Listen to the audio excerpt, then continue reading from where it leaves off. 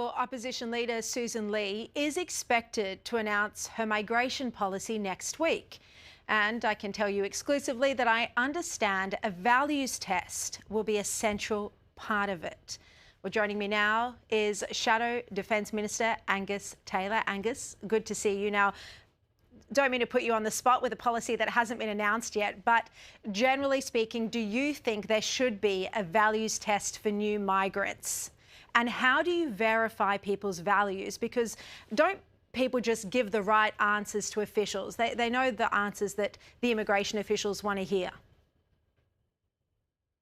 Well, Shari, thanks for having me. And I do think it's important that if people are to come to this country, that they adopt our core values. And in fact, in our citizenship ceremonies, we ask them to make an affirmation or an oath to recite those core values, a focus on democracy, on the rule of law, on our basic freedoms. And I think it is appropriate that if you don't believe in those things, then you don't pass a values test. Now, there's lots of ways for our intelligence organisations to work out if someone is a religious or ideological extremist and doesn't believe in those core values. And I think this is a reasonable thing to ask of people.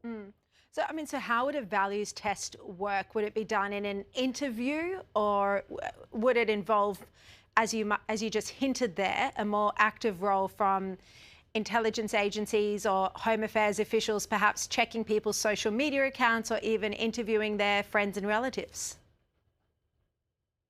Well, sure, I'm not going to front run the policy announcement, obviously, but what I would say is that our intelligence agencies well and truly have the capacity to assess whether or not someone has shown some real evidence that they are not in sync with those core values. I mean, if you don't believe in democracy, really, is it appropriate that you come to the country?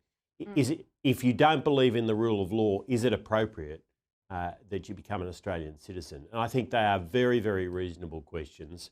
I think we are more than able to assess whether or not someone has demonstrated in their past life that they are not in sync with those values. And I think most Australians would expect that we apply a test like that.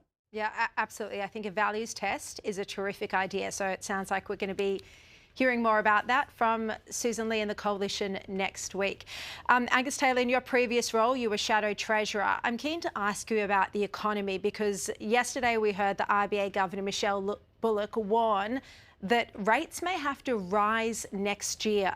What do you think is to blame for this persistent inflation?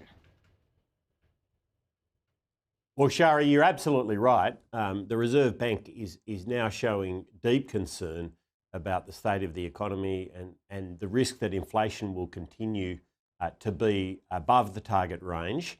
And of course, they have already highlighted that the balance between supply and demand is not where it needs to be if we're going to see a reduction in interest rates, and we may well, as a result, see an increase. In fact, that's what the markets think. I mean, if you look at what's going on that's resulting in that imbalance between supply and demand, we've got government spending running away, absolutely running away right now. We're about to see MyEFO, which will tell us something about the budget situation, but it doesn't appear it's going to be a pretty picture.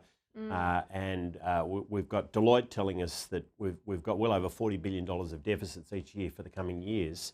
And on top of that, we've got an economy where productivity has essentially hit the wall. The supply side of our economy, our ability to build things, to make things, has fallen away. And the result is inflation is heading in the wrong direction.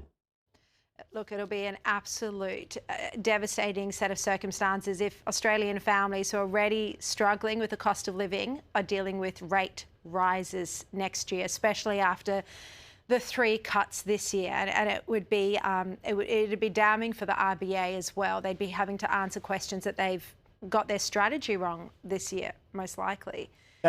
That's exactly right, Shari. In fact, the market is already starting to price this in. So to a significant degree, people are going to be starting to pay for interest rate increases already. That's how interest rate markets work. So we should be deeply concerned about this. People with a mortgage will pay a price for a government that hasn't got its fiscal policy right, its spending policies right. We know from history, if a government can't control its budgets, then we all pay for that, not just with future taxes, but with more immediate inflation. And that's a tax on absolutely everybody. Yeah, it is indeed. The Defence Minister, Richard Marles, has refused to release any details of the Pentagon report that's just been completed into AUKUS. Have a look at him responding to questions today.